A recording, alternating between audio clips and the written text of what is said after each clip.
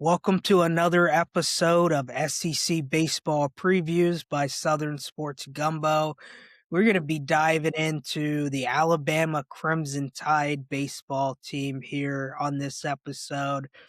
Little recap of last season. The Crimson Tide's coming off a 41-18 season and a 16-14 conference record. They were the number 2 seed in the Hattiesburg Regional.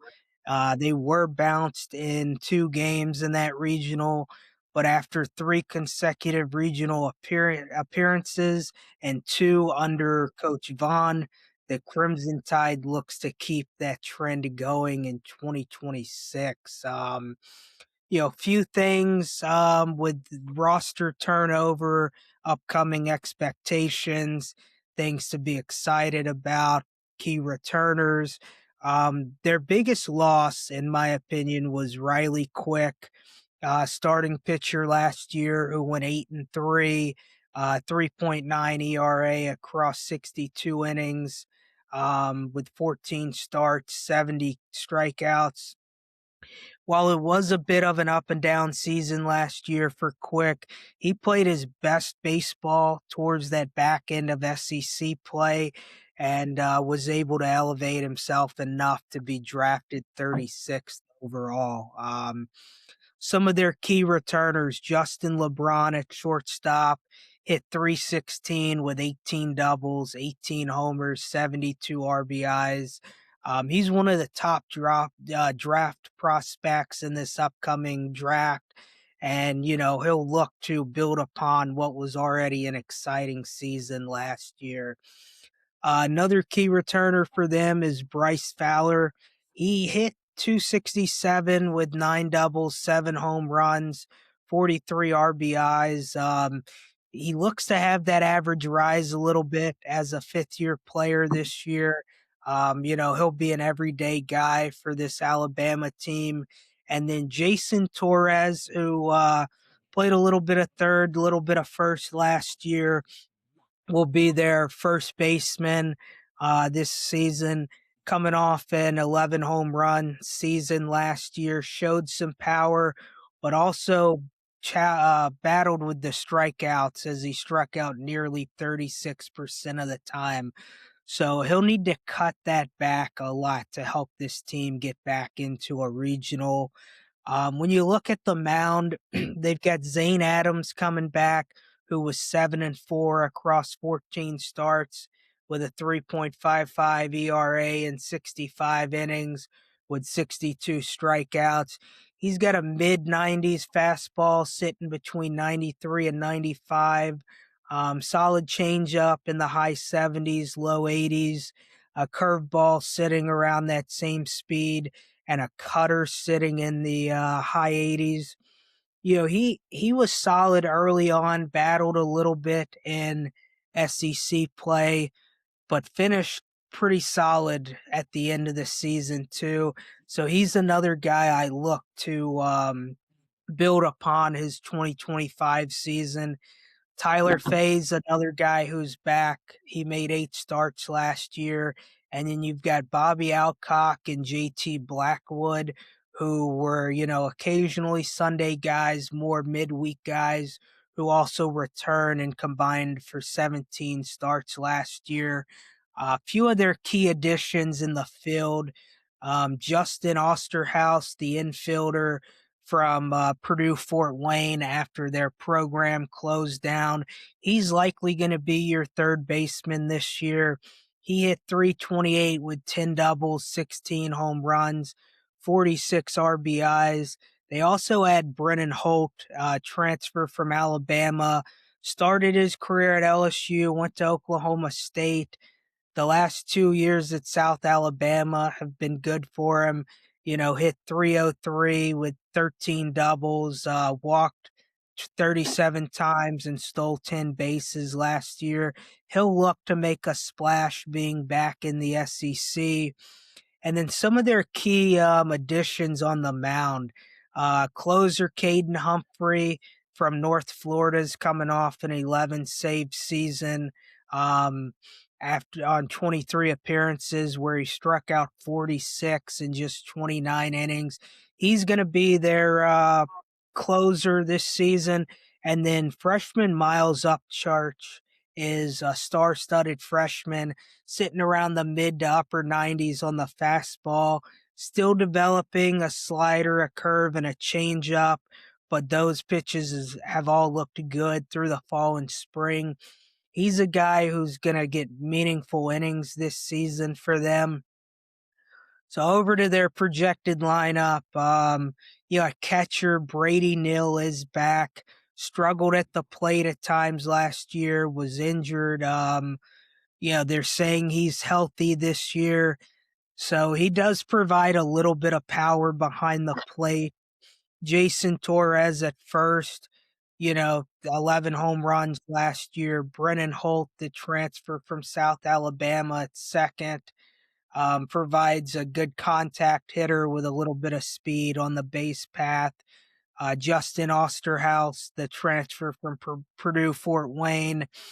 He's going to be a key guy for this team. Justin LeBron at shortstop. He's going to be an SEC Player of the Year candidate. And then you've got Bryce Fowler playing center field again. Logan Davenport, the transfer from Northern Kentucky, who hit .423 with 19 doubles and 14 home runs, with 32 walks last year and 18 stolen bases. Peyton Still, he's a sophomore left fielder. He only had 12 at bats last year, hit one home run and one double in those 12 at bats. And then Will Platner is likely going to be their DH and catch some. He's coming off a 264 season with about 100 at bats, one home run, eight doubles, and 13 RBIs. For their pitching staff, I mentioned Zane Adams, Tyler Fay, Bobby Alcock, and JT Blackwood. Um, those guys combined for 24, 31, 39 starts last year.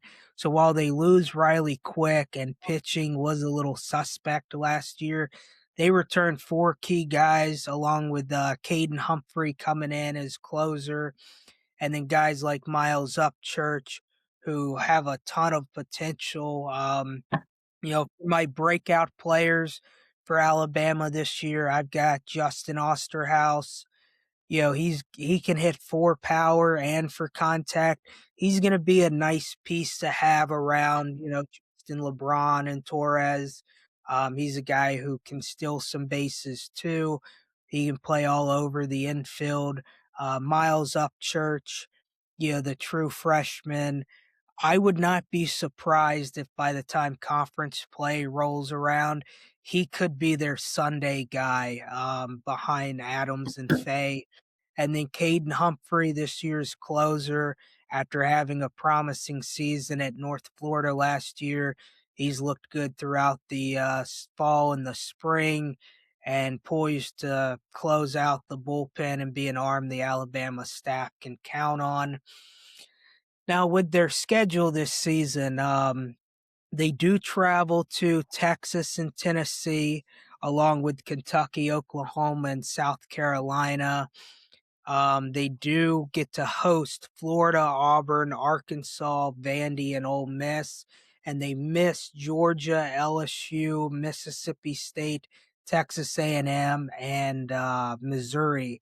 So I've got them ranked around the mid tier of difficulty in conference play. Maybe a little lower, around like number 10. They are missing LSU, Mississippi State, Georgia, and A&M, so that's a blessing for this club. The last couple of years they've had early regional exits. So I know Coach Vaughn really wants to improve the path for this team. They return a lot of starts on the mound. While it wasn't always pretty, that should bode well for the experience factor on the mound. The infield should be really good, led by Justin LeBron. I predict Alabama to be like a 2 or 3 seed, pretty similar to last year, probably going 15-15, 16-14 in the SEC, with a more favorable schedule this year than last. So if, things go right, they're paired in the right regional. A super regional bid could be on the horizon for this team. What do you think, Kevin? So I really like LeBron. I think, and I like Osterhaus, the transfer. So I like that part of their infield. Torres struggled in SEC play last year, so I think there's question marks there. I like Brennan Holt, that transfer. Uh, Brady Neal to me is, I think he's a below average catcher. I'll just say that. And their outfield, I think, is solid. I think when I look at their team this year versus last year, good infield, and as good in the infield as they were last year. I'm not sure if their outfield will end up being as good as the outfield that they had last year. I like Tyler Fay. I think Zane Adams can be a good 2 or 3. They started him last year as a number one, and then towards the middle of the end of the season, he moved out of that number one role. And I think he was much better when they moved him back to the 2 and 3. Actually, the last couple of weekends started in the 3 role for them. So, but I think with Fay and Adams, you've got 2 good SEC quality pitchers. So I would say I feel like this is a solid team, middle of the pack SEC. Again, I would probably look at them as more of a 13, 17 to 15 and 15 ceiling, 13, 17, 12 and 18 being their floor in conference play, and 15 and 15 being their ceiling in conference play. Uh, I that's where I would put them. I think they're a good team, and again, LeBron's a great player. He I really thought at the midway mark last year he was going to be the player of the year in the SEC. He was really playing well, and kind of tailed off. He just played in a lot of games. I say that to say I think he could be the SEC player of the year this year, and could battle, to be maybe the national player of the year in college baseball. So I love LeBron. I think he's really, really good. Um, but I just don't know, if the lineup is deep enough across all the infield, outfield to really bolster their pitching. I don't see. I guess what I'm going is I don't see their lineup as dominant. I don't see their pitching staff as dominant. I think LeBron's really good, and like I said, I really like Osterhaus. I think he could come in and be really good. But when I look at their whole lineup, I think it's a nice lineup. I think they have a nice pitching staff, and that's why I kind of look at them as kind of middle of the pack, somewhere between 8 and 12 in the SEC. And like you said, a 2 or 3 seed, in the tournament. I think they likely make the tournament, but I see them as a 2, 3 seed in that aspect of things. Yeah, one thing that bodes well for them is their schedule. Missing LSU, Georgia, Mississippi State, and Texas A&M is a huge plus. And their road games, Kentucky's a very well coached team. I know we'll talk about them in a later episode, but Kentucky, Oklahoma, and South Carolina are probably 3 teams you don't mind going on the road against. Texas and Tennessee will be tough on the road, but they've got a couple series on the road that they can win. And then anything can happen when they're at home. So I'm with you though. This is another team that to me does not have like a true Friday night ace. And I do think Right. a lot of their ceiling depends on Jason Torres at first. If he strikes out 90 plus times again this season, I can see them closer to that 12 and 18 mark, 13 and 17. If he cuts the strikeouts back to in the 60s, that means he's getting more contact. He's probably going to be a 15 to 18 home run guy. And I think that increases their chances of success big time.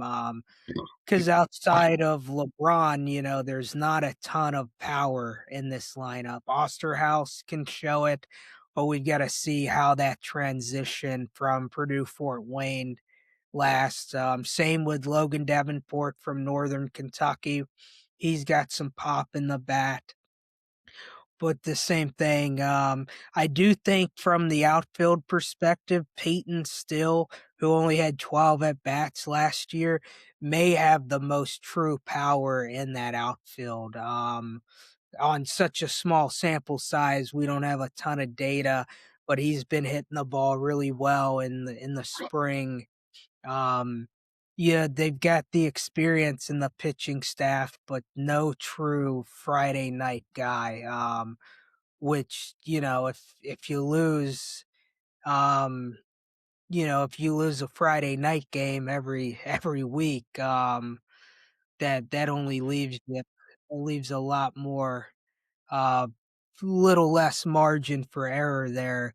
That would be 10 losses, right off the bat. So you really have to amp up on those Saturdays and Sundays. I'm not saying I think they go 0-10 on Fridays in conference play by any means, but there's a lot of teams with much better Friday night pitchers, than they have, and with some of the Yeah, limited. if you don't have a true Friday night guy, you could easily go 3-7, Yeah. and that puts you right behind the 8 ball, like you're saying. So SEC, you got to have a good Friday night guy again, in my opinion. I And I mean, agree with I you on look. Torres, and that's so I don't like Torres. But go ahead. Yeah, I look at teams like Alabama and South Carolina and Missouri, and even I'm gonna throw Oklahoma in there, teams that are probably likely gonna be the bottom 4. If they were in the Big 12 or even the ACC, I know the ACC's got some really good teams, but they would be tournament teams in just about every other conference. But when they're going against, potentially 3 to 5 first round Friday night starters in this upcoming draft, it's tough. So yeah, Alabama, they're gonna be a solid team again. I just don't know if they get over the regional play this year. A super regional, things are going to have to go really well in a regional forum. But I'm going to pick them as a team that gets into a regional again. And, that's 4 straight years. That will be one of their longest streaks in program history. Vaughn's doing a really good job. He'll have made postseason 3 out of 3 years. So any final thoughts before we close it out on Bama here? No, I think we've covered it, pretty good. I think again, solid team. They win some games, uh, middle of the pack, 8 to 12, somewhere in that. I think 12-18 to 15-15, might maybe get 16-14 if you get some best case scenarios. I think covered it pretty good with what they've got. Awesome. Well, that's a wrap on Alabama baseball. We'll have more season previews dropping this week before the season starts. So remember to like, follow, and subscribe, and we'll see you soon.